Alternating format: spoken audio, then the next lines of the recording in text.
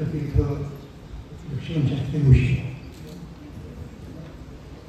यांच्या संबंधात आयोजित करण्यात आलेल्या 2 दिवसांच्या या चर्चासत्रांचे समारोपाचे अध्यक्ष कुलगुरू पाटील साहेब, आमचे ज्येष्ठ मित्र आदरणीय जब्बार पटेल, ज्यांच्यामुळं साहित्य संस्कृती मंडळाला तर्कतीर्थांच्यावरचे त्यांनी स्वतः सिद्ध केलेले आणि त्यांच्या संबंधीचे इतर लेख असलेले 18 खंड प्रकाशित करण्याची संधी मिळाली.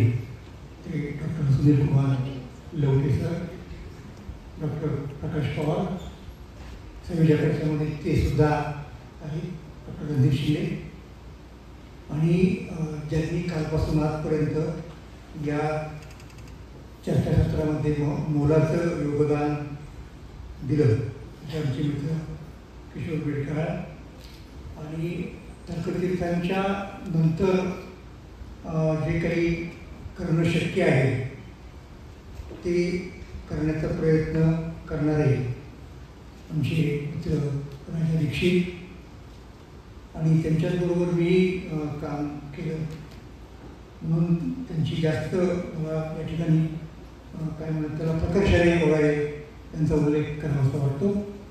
आता डॉक्टर अशोक तवसाळकर, त्याचप्रमाणे आपले त्याबरोबर कुंभार ही मुद्दाम नावं घेतली कारण असे योग परत येत नाही, हे त्याच्यामागचं कारण मला वाटतं. असो तर अतिशय महत्त्वाचं म्हणजे महत्कृत्य ज्याला म्हणूयात आपण, की जे अलीकडच्या काळामध्ये लोकांच्या कदाचित मनातही येणार नाही, स्वप्नातही येणार नाही, ते महत्कृत्य म्हणजे अशा प्रकारचा 18 खंडांचा प्रकल्प सिद्ध करणं. आणि हे फक्त लवके सरच करू शकतात एवढं मी माझ्या अनुभवावरून सांगू शकतो. म्हणजे मंडळाच्या गेल्या लक्षणीमध्ये माझ्याबरोबर ते सहकारी होते आणि मला वाटतं पहिल्याच बैठकीत असा विषय निघाला की तर्कतीर्थांची शताब्दीवारी काही या गोष्टी एकत्र झाला वगैरे तो काही इतका महत्त्वाचा मुद्दा नसतो, परंतु तर्कतीर्थांच्या संदर्भात आपल्याला काहीतरी करायला पाहिजे आणि त्यांचं समग्र साहित्य उपलब्ध करून द्यायला पाहिजे असा त्यांनीच विषय काढला आणि त्याचा ताबडतोब मी फायदा घेतला. मी अध्यक्षाच्या आत तरी जाहीर करून टाकलं की तुमची सूचना मान्य, फक्त एक अट आहे ती म्हणजे त्याचं संपादन तुम्हीच करायचं. कारण मला माहिती होतं की दुसरं कोणी केलं नसतं, त्याप्रमाणे मी पडत्या फळाची आज्ञाच म्हणतो अशी घेतली आणि त्याचा परिणाम आपल्याला थोड्या अतिशय वेळेवरती म्हणजे कंजेक्टेड टाईम ज्याला म्हणतो ते सगळं सिद्ध झालं. ते सिद्ध करताना मला डॉक्टर तवसाळकरांची खूप मदत झाली, त्यांचा एक या ठिकाणी या संदर्भात केला पाहिजे. असो तर मुद्दा असा आहे की तर्कतीर्थांच्या अनेक पैलूंच्यावरती आपण काल आणि आज ऐकले. आत्ता ताराबाईंचं सुद्धा महत्त्वाचं वक्तव्य आपण की त्यांच्या त्या लोकसाहित्याच्या अभ्यासाला सुद्धा तर्कतीर्थांनी कसं प्रोत्साहन दिलं ते सुद्धा आपण ऐकलं. तर हा सगळा महाराष्ट्राच्या सांस्कृतिक इतिहासाचा भाग आहे. हे आजचं चर्चासत्रसुद्धा एक ऐतिहासिक दस्तऐवज ठरणार आहे असं मला या ठिकाणी मुद्दा नमूद करावंसं वाटतं. तर खरं तर असं अपेक्षित असतं की समारोप करणाऱ्या माणसाने अगोदरच्या सगळ्या वक्त्यांचा आढावा वगैरे घ्यावा, त्याचं समालोचन करावं. तसं काही करणार नाही त्याचं कारण काल तर मी येऊ शकलो नाही, दुसरा आत्ता आपल्याकडे थोडा वेळही नाही, 15-20 मिनिटांमध्ये मला शक्य होईल त्यातले काही मुद्दे मी आपल्यापुढे मांडण्याचा प्रयत्न करतो.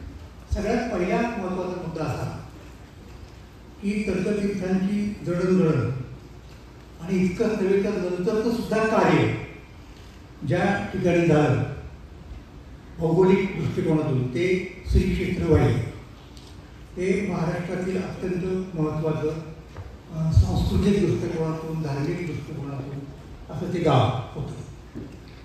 आणि पेशवाई जरी संपली तरी पेशवाईशी संबंधित असणारे सरदार, पेशवाईशी संबंधित असणारे धर्माचार्य यांचा वाईमध्ये वास्तव्याच्या निमित्तानं इनामांच्या निमित्ताने वगैरे काही संबंध पूर्णपणे होता. दक्षिणेतली काशी वगैरे असं म्हटलं जातं की म्हणजे अगदी खऱ्या अर्थाने म्हणजे समजा ज्या चित्रपट निर्मात्याला बनारसचं शूटिंग करता येत नसेल तर तो वाईला येऊन करायचा. तीच काशी समजा म्हणजे हे अगदी एका अर्थाने मी म्हणालो ते अलंकारिक नव्हे तर खरोखरच सत्य आहे. आणि त्यामुळं अगदी साहजिक आहे की आपल्या संस्कृतीमध्ये जे काही पुरातनपणाचे अवशेष होते आणि पुरातनपणाचे अवशेष म्हणजे कर्मठपणा तो वाईमध्ये होता. आणि अशा वाईमध्ये त्याच्या विरुद्ध प्रवाह न्यायचा वाया लावायचा ही गोष्ट सोपी नाही. पुरोगामांची गोष्ट सोपी आहे हे तुम्हाला मी सांगतो. ते एका धक्क्यात सुद्धा उडून लावतो त्याला काही प्रॉब्लेम नसतो. त्याच्यावर त्यांचा विश्वास नाही ही विज्ञानाला सोडू नये ही बुद्धीला धरू नये आणि डिस्कार्ड करू नये. परंतु धर्म मानून पुढे जाणाऱ्या लोकांचं कार्य अधिक आवडतं. ते महाराष्ट्रातल्या याच्यावर पुरोगामांनी लक्षात ठेवलं पाहिजे. म्हणजे मी हे का सांगतो पुष्कळ वेळेला आठवडा अर्ध्या मिनिटाचा मला विषयांतर करायची परवानगी द्या. संतांच्या संदर्भात चांगलं लिखाण करणाऱ्या बऱ्याच लोकांच्या मनामध्ये असं असायचं की बाबा संत तुम्ही समाजता तेवढे काय बिनकामाचे नव्हते. ते बरे होते असं एक त्यांना समजून घ्या म्हणजे समजा त्यांना पदरात घ्या. आणि हे असं सांगणारे लोक होते त्या काळामध्ये म्हणजे एक आर्कोलॉजिकल भूमिका म्हणतो आपण. तर मुद्दा असा आहे की उलट या मंडळींनी अलीकडच्या काळात सुधारक वगैरे यांना आपण म्हणतो ज्या काळात त्यांनी कार्य केलं तो काळ त्यांना अनुकूल होता. म्हणजे ब्रिटिशांचं राज्य होतं. ब्रिटिश सत्ता त्यांच्या बाजूला होती. ब्रिटिशांचा सर्व कायदा त्यांच्या बाजूला होता. ब्रिटिश शिक्षणातून म्हणजे इंग्रजी शिक्षणातून आलेली नवीन मूल्य ही त्यांच्या बाजूला होती. त्यामुळं त्यांचं काम हे अधिक सोपं होतं. त्याच्या उलट पूर्वीच्या काळात ज्यांनी हे काम केलं ज्यांनी पुरोगामी भूमिका घेतली त्या काळामध्ये त्यांचं काम अवघड होतं. कारण धर्मसत्ता राजसत्ता यापैकी काहीही त्यांच्याबरोबर नव्हतं. त्यांच्याकडे आधुनिक ज्ञान नव्हतं, आधुनिक विज्ञान नव्हतं, आधुनिक शोध नव्हते. तसं मी असं म्हणेन की वाईला राहून या मंडळीने जे काम केलं ते निश्चितच फार महत्त्वाचं आहे. त्यांचं कदाचित आजच्या पिढीच्या लोकांना महत्त्व कळत नसेल कारण आपण स्वतंत्र आलो, आपण नवीन घटना स्वीकारली, आपण मनुस्मृतीला समजून टाकलं इत्यादी इत्यादी. पण त्या काळामध्ये याचं महत्त्व होतं. हे ऐतिहासिक दृष्टिकोनातून आपल्याला याची जरूर दखल किंवा नोंद घेण्याची मला गरज वाटते. तुलनाच करायची झाली पैठणची आठवण ठेवा. निजामशाहीच्या काळामध्ये निजामशाही अहमदनगरची निजामशाही पैठण हे धर्मक्षेत्र होतं. पैठण हे कर्मठांचं न्यायक्षेत्र होतं लक्षात घ्या. आणि अशा पैठणमध्ये काम करणारे कोण होते? सुधारण्याचं काम तर ते एकनाथ महाराज होते. म्हणून वाईच्या धर्मनिर्णय मंडळाची तुलना मी नेहमी एकनाथ महाराजांच्या करायची. का? कारण तो संपूर्ण सनातनी लोकांचा हट्ट आहे. तिकडं कसं एकनाथाने त्यांच्या विरुद्ध जे कुणी असतील त्यांना वाईट टाकणारे म्हणून लोक तशी इथेही होते. आणि अगदी वैयक्तिकच नावं घेऊन सांगायची झाली तर भाऊशास्त्री लेले नावाचे अत्यंत जबरदस्त सनातनींचे पुढारी तिथे वाईमध्ये होते. तर अशा वाईमध्ये एक वेगळा प्रवाहित करणं हे केवलानंदांनी केलेलं काम आणि ते पुढे भारतीय पातळीवरती द्यायचं काम हे तर्कतीर्थांनी केलं. म्हणून तर्कतीर्थांचं या ऐतिहासिक परिप्रेक्षातून आपण मूल्यमापन करायचं झालं तर त्यांचं काम आपल्याला अधिक महत्त्वाचं वाटेल हे लक्षात घ्या. काहीतरी 29-30 सालची गोष्ट आहे. बनारसला धर्माचार्यांची परिषद भरवली आणि भारतातलं सगळे धर्माचार्य तिथे गेले. आणि विषय काय होता की धर्म परिवर्तनशील आहे की नाही, बदल करायची की नाही, सगळंच्या सगळं पाण्याचं की नाही. तर मी तुम्हाला सांगतो अख्ख्या भारतातून जे काही 100 लोक आले होते धर्माचार्य त्यामध्ये महाराष्ट्रातून कोण गेले होते? त्यामध्ये महाराष्ट्रामधून तर्कतीर्थ होते, दप्तरी होते आणि आणखी कुठे होते. सगळे लोक एका बाजूला होते आणि तर्कतीर्थ आणि त्यांचे 2 सहकारी सांगत होते की परिवर्तन झालं पाहिजे आणि सगळे लोक त्याच्यावर कुणीही त्यांचा ठराव मान्य होऊ दिला नाही. त्यावेळेला त्यांना सभात्याग करून बाहेर जावं लागेल. तर हा मुद्दा आपण लक्षात ठेवायला पाहिजे हे मला आपल्याला या निमित्ताने मुद्दा सांगायचं आहे. त्याच्यानंतर आणखीन 2-4 गोष्टी मला आपल्याकडे सांगायच्या झाली. तो मुद्दा म्हणून थांबणार आहे. त्यातला एक अत्यंत सूत्राचा मुद्दा असा आहे की तर्कतीर्थांची वैचारिक तात्विक जी काही भूमिका होती ती कोणती होती अशा प्रकारचा एक प्रश्न आमचे मित्र हेमाडे यांनी उपस्थित केला. त्यांनी त्यांच्या पद्धतीने त्याची काही चर्चा सुद्धा केली ती आपण सगळी ऐकली. खुद्द रेगे सरांनी त्यांची मुलाखत घेतली होती तर्कतीर्थांची. त्याही मुलाखतींचा उल्लेख त्या ठिकाणी झाला त्यांच्या संदर्भ वगैरे वगैरे. आणि असं लोकांच्या लक्षात आलं की तर्कतीर्थांच्या भूमिका ह्या बदललेल्या आहेत. म्हणजे अत्यंत कर्मठ ब्राह्मण घराण्याचं कर्मकांडामध्ये असलेल्या घराण्याची पार्श्वभूमी लादलेला एक तरुण इथे येतो. एवढ्या जणांच्यामुळं धर्मविषयक पाहण्याची दृष्टी त्याची बदलते, लक्षात घ्या. आणि मग पुढे जे जी काय करावं आपण चिंतन त्यांच्या विचारात ते गांधीजींच्या आंदोलनात जातात राष्ट्रीय स्वातंत्र्याच्या. नंतर ते तुरुंगात वगैरे असताना मार्क्सवादाकडे वळतात. मग मार्क्सवादाच्या मर्यादा कुठल्या का कारणामुळे लक्षात आल्यामुळं ते रॉयवादाकडे वळतात. ते वळत असताना त्यांना असं लक्षात येतं की आत्ता हे जरी खरं असलं तरी प्रत्यक्ष स्वतः मानवेंद्रनाथ रॉय हेच त्यांचा पक्ष बरखास्त करण्याच्या विचारांमध्ये आहे. मग परत देशाला काँग्रेसच्या विचाराशिवाय दुसरा मार्ग नाही या निष्कर्षापर्यंत येतं. आणि मग पुढच्या आयुष्यामध्ये आता एक लक्षात घ्या, त्यांचा मूळ पिंड जर राजकीय असता हे तुम्हाला मला मुद्दा सांगावंच वाटतं. तर ज्या वेळेला त्यांना यशवंतरावांनी विचारलं की तुम्हाला आम्ही राज्यसभेवरती पाठवू शकतो, हा एक तुमच्याकडे ऑप्शन आहे, किंवा आपण इथं नव्याने एक काम सुरू करतोय ज्ञानकोश म्हणजे विश्वकोश आणि मंडळ, तर त्याच्यामध्ये तुम्ही सहभागी व्हा आणि ते उभारा.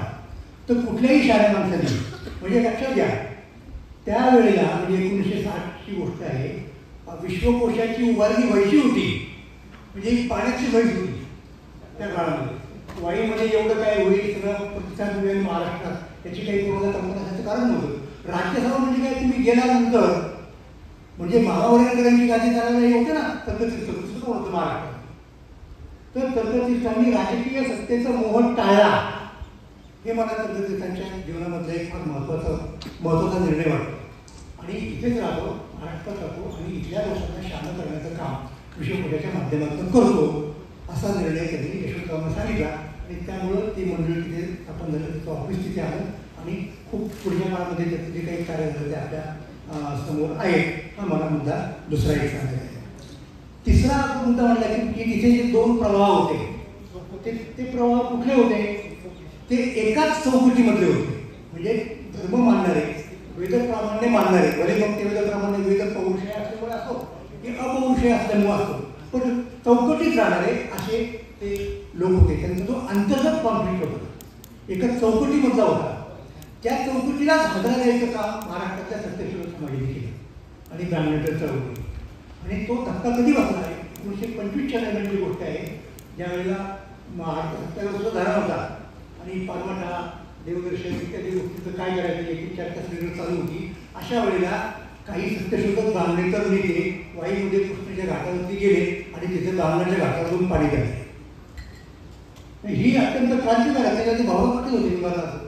आणखीन काही लोक होते तेव्हा लक्षात आलं लोकांचे की आता या सत्तेला आपण काही खतरा देऊ शकतो. म्हणजे एका अर्थानं ह्या दोन लोकांचं काम, एक त्या ब्राह्मणी चौकटीच्या बाहेरून जे काम करत होते सत्यशोधक ते, आणि ब्राह्मणी चौकटीत राहून काम करणारे पुरोगामी ब्राह्मण, हे लक्षात घ्या. ब्राह्मणांच्या मध्ये नेहमी दोन गट राहिलेले आहेत, एक प्रतिगामी ब्राह्मण आणि पुरोगामी ब्राह्मण. हे विसरतो आपण. म्हणजे ब्राह्मणांच्या ब्राह्मणांना सुद्धा कधी कधी या सूक्ष्म मुद्द्याकडे दुर्लक्ष केलं. आता पॉलिटिकली ते त्यांच्यात बरोबर होतं, असंच करायचं असतं राजकारण करण्यामध्ये. कोणाला तरी एखादा टार्गेट केल्याशिवाय तुमचं राजकारण पुढे जात नाही, त्यामुळे ते ठीक होतं. पण ह्या दोन फोर्सेस तिथे एकत्र आले आणि त्यावेळेला तर्कतीर्थही पूर्णपणे ब्राह्मणेतरांच्या विचाराशी एकरूप झालेले होते. त्याचं दुसरं प्रमाण मी तुम्हाला सांगेन.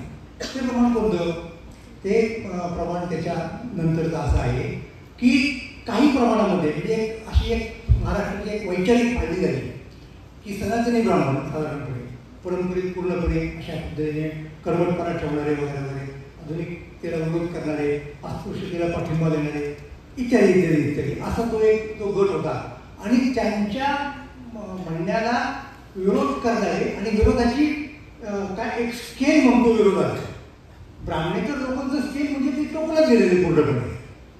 परंतु इव्हन त्यांच्यापेक्षा वेगळ्या पद्धतीने विरोध करणारे लोक होते ना, म्हणजे ते परत ब्राह्मणी चौकटीच्या अंतर्गत होते. तर हे धर्मनिर्णय मंडळ व्हायचं हे त्या चौकटीमध्ये. आणि आणखी काही लोक होते ना, म्हणजे त्याच्या अगोदर जो समाज स्थापन झाला महाराष्ट्रामध्ये प्रार्थना समाज, म्हणजे फुल्यांनी त्यांच्या हेतूबद्दल संशय टीका घेतलेला असतात. वेगवेगळं काही सांगायची गरज नाही. बुद्ध विश्रांती शिंदेने सुद्धा या बाबतीत फुल्यांना दोष दिलेला आहे की तसं नाही आहे. प्रार्थना समाजाच्या लोकांना की काही मान्य नाही अशा प्रकारचा अस्पृश्यतेचा व्यवहार वगैरे वगैरे वगैरे हे शिंदे सांगत आहे. पण त्याकडे गेलं तर हे सुद्धा ब्राह्मण्याच्या विरुद्ध लोक आहेत प्रार्थना समाजामधले. आणि मग यांच्या विरोधामध्ये कोण तर असं एक आपोआप एक कन्स्ट्रक्शनच झालं की चिपळूणकर, लोकमान्य टिळक हे सुद्धा त्याच्यामध्ये लोकांनी टाकले. टिळकांना सुद्धा ही यांची एक फळी झाली, म्हणजे राजकीय दृष्टिकोनातून जहाल म्हणतो. आणि सामाजिक धार्मिक सुधारणा हवे असलेले ब्राह्मण आणि ब्राह्मणेतर या दोघांची एक फळी. अंतर्गत विरोध यांच्यातही आहे असं ते चित्र साधारणपणे दिसलं. आणि त्या पार्श्वभूमीवरती 25 साली भावार पाटलांनी वगैरे तिथे वाईच्या घाटावरती तो पाणी प्यायचा सार्वजनिक कार्यक्रम केला. आणि त्याच दरम्यान तिथे ब्राह्मण समाजाची, प्रार्थना समाजाचं बीजारोपण झालं. आणि मग तिथे त्याही विचारसरणीला तिथे मिळाला, आश्रय मिळाला. मग ते नारायणराव चव्हाण असतील, म्हणजे राणांची वडील, आणखी काही बाबर वगैरे मिळेल होती, तो पुढचा इतिहास आहे. पण मग त्या काळामध्ये तर्कतीर्थांची ब्राह्मणेतर आणि प्रार्थना समाजाचे लोक यांच्याशी जवळीक होती. आणि असंच गांधीजींची, म्हणजे तो एक मुद्दा आला. तोपर्यंत इथे महात्मा वगैरे आला नाही, तो फक्त मुंबईत डागे वगैरे लोकांची पुरता मराठीत होता. तर त्या टप्प्यावरचा मला मुद्दा सांगायचा आहे तो असा की प्रार्थना समाजाचे अध्वर्यू, समाजाचे अध्वर्यू एक वाव नावाचे मोडक, जे स्कूल टीचर होते, हायस्कूलमध्ये शिक्षक होते, मुख्याध्यापक वगैरे वगैरे वगैरे. आणि ते प्रार्थना समाजाचे होते. रानडे भांडणकरांचे बरोबर असणारे, मला वाटतं पहिल्या 5 त्या ह्याच्यामध्ये पदवीधरांच्यामध्ये होते. तर ते कीर्तनं करायचे, जसे भांडारकर करायचे त्याप्रमाणे विठ्ठल शिंदे करायचे. तर वामनाबाई मोडक यांच्या कीर्तनांचा संग्रह या ठिकाणी प्रकाशित झाला. आणि त्या संग्रहाला प्रस्तावना ही तर्कतीर्थ लक्ष्मणशास्त्री जोशी यांची, आणि ती आत्ताच लौकिकांच्या त्या खंडामध्ये आलेली आहे. तर त्याची गंमत कधी झाली की तुम्हाला मी हे का सांगतोय की तिथे जो काही माहोल तयार झाला होता की एका बाजूला चिपळूणकर संप्रदाय आणि एका तुम्ही चवळीत रस्त्यात उतरला म्हणजे तर मग तुम्हाला सूक्ष्म विवेक करता येत नाही. म्हणजे तो केला की तुमच्याकडून काहीच होणार नाही. मग तुम्हाला एक कन्स्ट्रक्शन करावं लागतं की हे आमचे विरोधक आहे.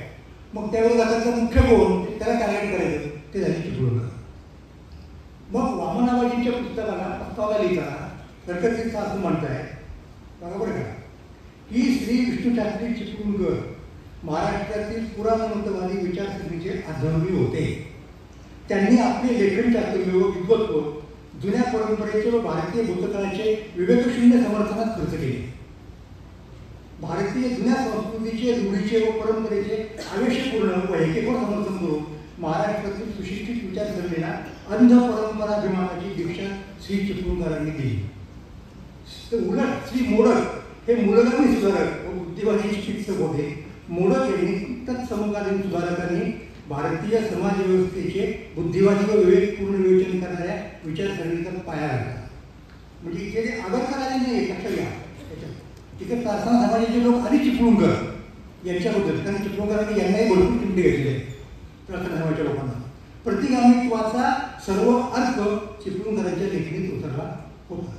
आपल्या अप्रतिम लेखन कौशल्याने, हा मुद्दा महत्त्वाचा आहे, आपल्या अप्रतिम लेखन कौशल्याने मालाकारांनी वाचकांच्या रूढीप्रिय भावनांना उत्तेजन दिले. अलंकारिक कुटिवासपणाने, शाब्दिक अवलंबनाने व विचार विपर्यास करण्याच्या अनुपमेय हातोटीने सर्वज्ञतेची गंभीर बाळगून वाचकास मारून टाकले. चिपळूणकरांना थोड्याच अवधीत लेखन करीत यश मिळाल्यामुळे स्वर्ग 2च कोटीवर लावला. त्यामुळे ते कोणावरही चिपळूण पाहण्यात तयार होत. उच्च दर्जाच्या बौद्धिक भूमिकेवरचा वाद त्यांना पारखा होता. परत वाक्य, उच्च दर्जाच्या बौद्धिक भूमिकेवरचा वाद त्यांना पारखा होता. सुधारक मंडळींच्या ठिकाणी यशस्वी नाही असा खोटा बभरा करून सुधारकांची तिट्टर उडवत या गोष्टीमुळे चिपळूणकरांनी निर्मिलेला संप्रदाय अत्यंत प्रतिगामी, अशास्त्रीय व अनुदान विचारणावरती तुष्ट झाला. आता कल्पना करा तुम्ही, म्हणजे चिपळूणकरांच्या विरुद्ध त्या काळामध्ये इतक्या स्पष्टपणे लिहिणारा दुसरा विचारवंत तुम्हाला मिळणार नाही ज्या काळात वगैरे वगैरे. अगदी विवी कोणत्यांच्यावरती सुद्धा चिपळूणकरांचा प्रभाव खूप होता वगैरे. पण आता पुढची गंमत बघा, हे सगळं झालं आणि एका पॉईंट ऑफ व्ह्यूनी ते बरोबर आहे, एका पॉईंट ऑफ व्ह्यूनी बरोबर आहे. पण दुसरा पॉईंट ऑफ व्ह्यू असतो. तर्कतीर्थांचं वैशिष्ट्य काय आहे की मला जे सगळं जाणवलं ते याच्यावरून लक्षात येतं मला की तर्कतीर्थ हे संवेदनशील बुद्धिवादी होते, इंटेलेक्च्युअल होते, पण बऱ्याच वेळेला इंटेलेक्च्युअल माणसं सगळं त्यांची नसतात, त्यांच्यापर्यंत काही गोष्टी पोहोचतच नाही, इतके त्यांनी स्वतःला असं बधीर करून घेतलेलं असतं. तसं यांचं नाही. ज्या काळात जो प्रश्न पडलेला आहे आपल्याला, त्या काळात तो प्रश्न सोडवण्यासाठी जे काही योग्य असेल ते आपण करायचं, म्हणजे इंटेलेक्च्युअली. मग कदाचित इतर कॉन्टेक्स्टमध्ये ते नसेलही तसं.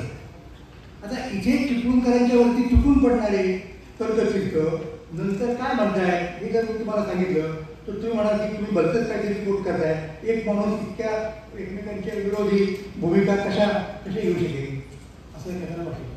पण आता बघा, आणि मी तुम्हाला कुठलं सांगतोय की 54 साली दिल्लीला जे साहित्य संमेलन भरलं, ज्याच्यानंतर आता 70 वर्षांनी ताराबाईंच्या अध्यक्षतेखाली त्या संमेलनाचे अध्यक्ष तर्कचित्र होते. त्या संमेलनाचा संबंध हा मराठी भाषेशी आणि मराठीला ज्ञानभाषा बनवण्याशी होता.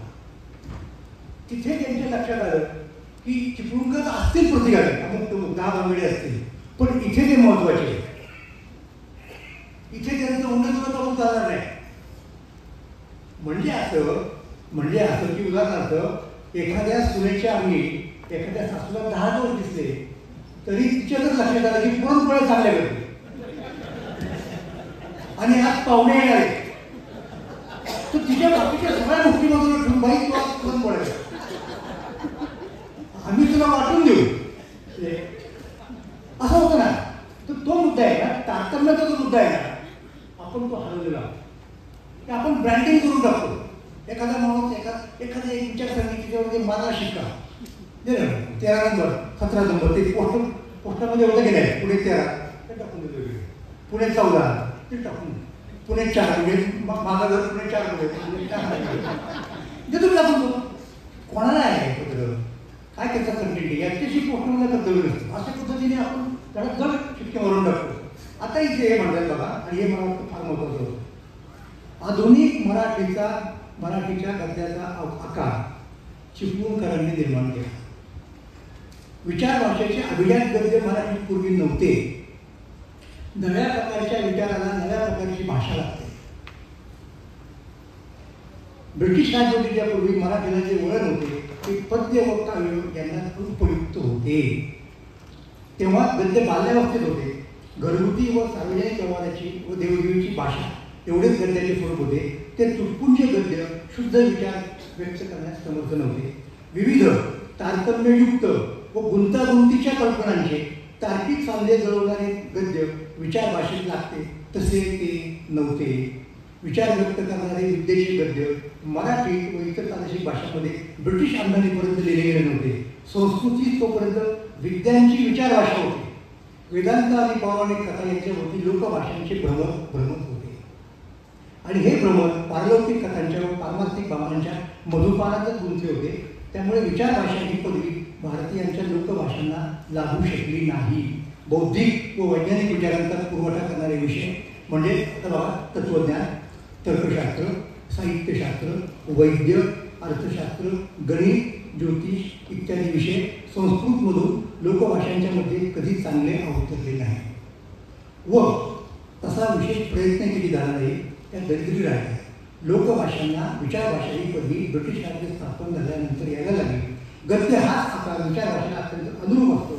पद्याची किंवा छंदांची बंधने विचाराच्या अनिरुद्ध संचाराला व सर्वांगीण आविष्काराला पदोपदी अडथळा आणत असतात. पद्य हे भावुकतेचे एक अंग आहे. भावुक आकर्षणाची कृती शुद्ध विचाराला नसते. पद्यात्मकता विचाराच्या वास्तविक कार्याच्या दृष्टीने वाह्यात बाब करते. बौद्धिक संगती साधण्याच्या उद्देशाने शब्द, वाक्यखंड, वाक्य आणि वाक्यमालिका यांचा विचार करणारी भाषा म्हणजे गद्य होय. हा जो सिंटॅक्स म्हणतो आपण फार महत्त्वाचा आहे. म्हणजे गद्य हे विद्यांचे आकलन करून देण्याचे मुख्य साधन होय. पद्यापेक्षा गद्याचे कार्य विविध विस्तृत असते.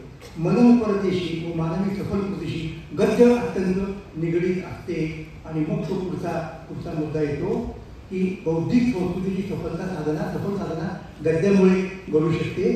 आणि मधल्या काळात ज्यांनी प्रयत्न केले मराठीमध्ये विद्या आणण्याचा म्हणजे एल्फिस्टनच्या याच्याप्रमाणे पुढे प्रयत्न, त्यांचं गद्य अत्यंत बोजड, अत्यंत क्लिष्ट होत राहिलं. ही कोंडी चिपळूणकरांनी ठेवली. आणि म्हणून तर्कचित्र पुढे म्हणतात की इसवी सन 1874 साली महाराष्ट्रात कैलासवासी चिपळूणकर हे पहिले थोर निबंधकार झळकू लागले. तोपर्यंत मराठी भाषा परत प्रत्ययी होती. मराठी भाषेचे निजरूप विचार समर्थ आहे असे वाणी तत्पूर्वीचे वाङ्मय देऊ शकत नव्हते. मराठी सरस्वती आरोग्यसंपन्न, तरतरीत, मदन मंजरी, सुंदर चिरदार कुंकुमाने शोभणारी, महाराष्ट्राच्या नव्या प्रपंचात उतरून जाण्यास समर्थ व दक्ष युवती आहे असे निबंध मालाकारांच्या लेखणीने प्रथम दाखवून दिले. त्यांनी इंग्रजी भाषेची चांगली सेवा केली होती. मराठीत अनुरूप अशी नवी घडण कोणती हे त्यांना नीट दिसले. आणि पुढे ही इंग्रजी भाषेची वाक्यरचना विचारक्रमाला धरून वैचारिक तत्वांना अनुसरून विकास पावलेली आहे. तिचे स्वतःचे एक वेगळे तर्कशास्त्र आहे भाषेचे. तो रचनाक्रम जशाच्या तसा मराठीशी आत्मसात करणे असंभवनीय होते. मराठीचे व्याकरण तिचा स्वभाव धर्म न बिघडवता इंग्रजी रचना अंगीकारणे जरूर होते, तरी अशक्य होते. इंग्रजी रचना अंगीकारण्याचा ज्यांनी प्रयत्न केला त्यांना पूर्ण अपयश आले, कारण त्यामुळे वाक्य बोजड व हेंगाडे बनते. आणि याला तुम्हाला सांगतो, खुद्द विष्णूशास्त्री चिपळूणकर यांचे वडील सुद्धा अपवाद नाहीत. त्यांनी तर अनेक गोष्टी लिहिल्या, पण त्यांची भाषा तशीच राहिली. आता चिपळूणकर यांनी मराठी भाषेच्या स्वभावात अनुरूप अशी मोठी वाक्यरचना शोधून काढली.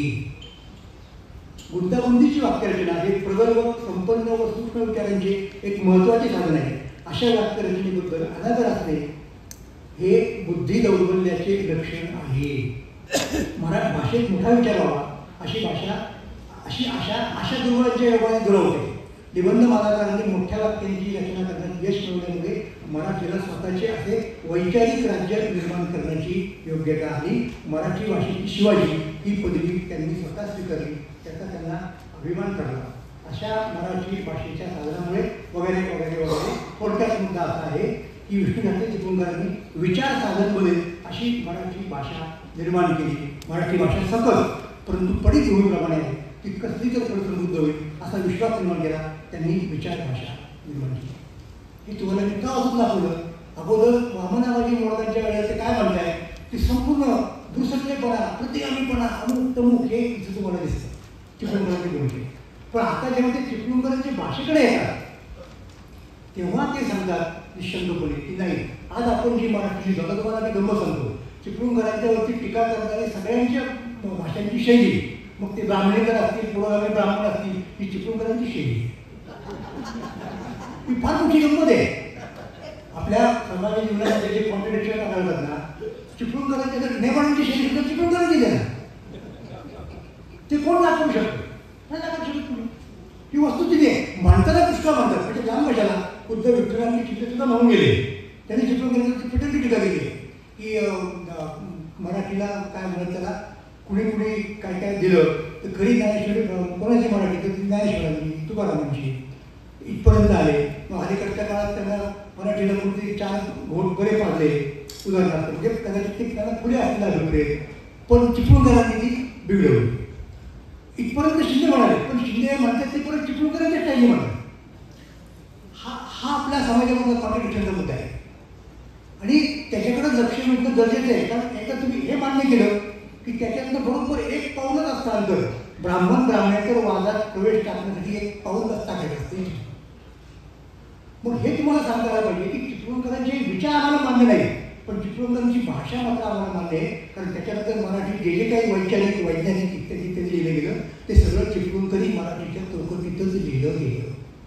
चिपळूणकरांच्यावरची टीका सुद्धा त्यांच्याच भाषेत केली गेली. हे सांगण्याचा विवेक तर्कचित्रामध्ये, म्हणून तर्कचित्र बदलणारे विचार होतं असं त्यांचं परसेप्शन करणं बरोबर नाही. ज्याला आपल्याच विचारसरणाला चिपळूण बसायचंय आणि मीच कुणीतरी असं सतत लोकांच्या वरती बिघवायचंय, माझी प्रतिमा बिघडता कामा नये. मी एकदा पुरोगामांच्या व्यासपीठावरती गेलो तर प्रतिगामांचे कसं जाऊ असं आपल्या लोकांना प्रश्न पडतो अनेकांना. ते गमत म्हणून सांगतो, एका साहित्य संमेलनामध्ये आता एवढंच गोष्ट आहे, फार आमची नाही.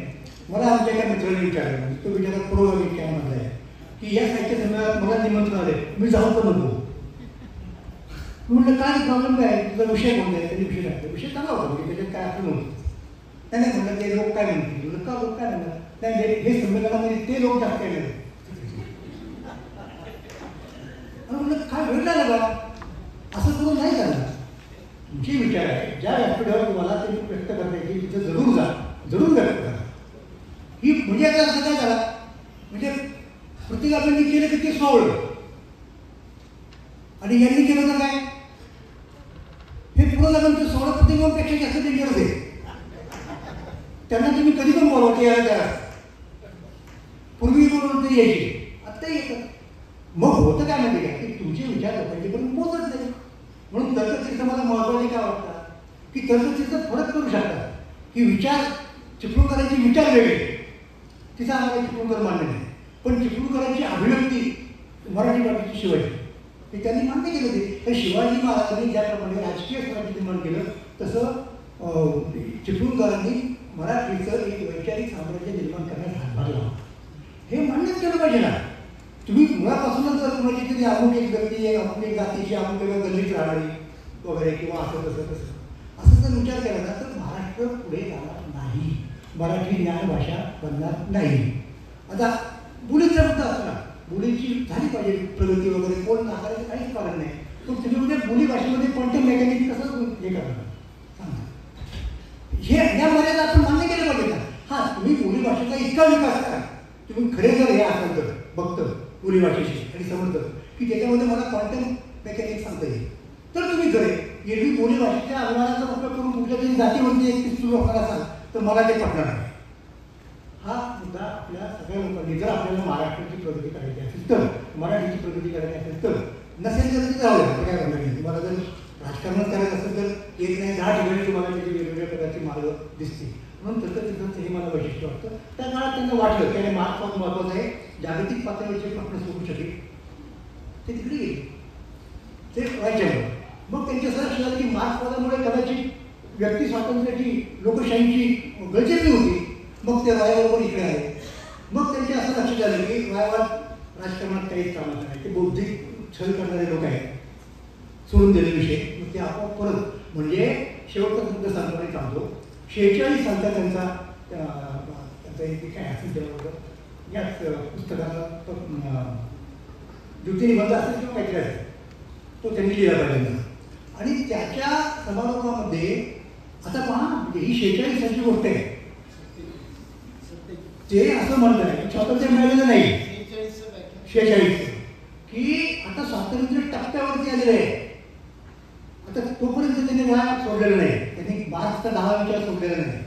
परंतु आता जे स्वातंत्र्य युग असलेलं मला दिसतंय म्हणजे 46 साली त्यांना जे दिसत होतं ते सामान्य माणसाचं, श्रमिकाचं, शेतकऱ्याचं स्वराज्य असणार नाही. की या लोकांची म्हणजे भांडवलदार काय म्हणतात त्याला आणखी प्रतिका दिलो यांनी निर्माण केलेली एक त्यांच्यासाठी, त्यांच्या स्वार्थासाठी ती सृष्टी असेल आणि तुमच्या डोळ्यात ते काहीतरी टाकतील आणि तुम्हाला दुर्दीट ठेवतील. हे 46 सालचं आहे. पण 47 साली जेव्हा खरोखर स्वातंत्र्य मिळालं तेव्हा त्यांनी त्यांच्या याचा पुनर्विचार केला आणि त्यांच्या असं लक्षात आलं की नाही हे आता मिळालेले आहे. आता असल्या गोष्टी पण तसल्या गोष्टी पाहिजे म्हणजे मग काय करायचं, स्टेट तेलंगणात जायचं आणि स्टेटच्या विरुद्ध म्हणतात झेंडा उभारायचा, संपलं म्हणतात, दुसरं असं त्यांच्या विचारामध्ये. हे मला असं महत्त्वाचं वाटतं. त्याच्यामुळे व्यक्तीचं मूल्यमापन करताना अशा पद्धतीने या प्रश्नाला महत्त्व नाही असं मी म्हणत नाही. म्हणजे कन्सिस्टन्सी पाहिजे वगैरे वगैरे आणि त्याच्यात कन्सिस्टन्सी आहे तो माणूस चांगला. म्हणजे एखाद्या बेटावरती माणूस एकटाच राहतो आणि सहसा त्या बेटावरती पूर येत नाही आणि अचानक पूर आला काहीतरी जास्त पाऊस दिवस पडला आणि लोक म्हणाले झाली की सगळे लोक बाहेर गेले तर तुम्ही पण जरा तुम्हाला नाव नाही म्हणलं की याच बेटावरती राहणार नाव तुमचं निघून जा दुसऱ्या गावात. ते हे कळलं पाहिजे तुम्हाला. देशकाल परिस्थितीनुसार सुद्धा तुम्हाला जेव्हा ज्याच्या विचारसरणीचे दोष दिसतात ते मान्य करण्याची एक तुमच्यामध्ये धाडस असलं पाहिजे हा मुद्दा आहे. आणि जे नवीन योग्य आहे ते स्वीकारण्याचं असलं पाहिजे.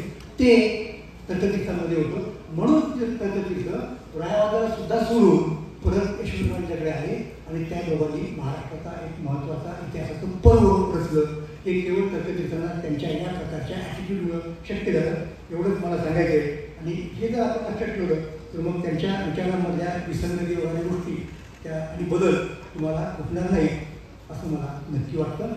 आणि परत एकदा खरं तर या दोन संस्थात्मक उपक्रमांची आणि आता लवके सरांच्या काही माहिती सांगितल्याप्रमाणे चिकट वगैरे किंवा प्रयत्नांची अभिनंदन करतो.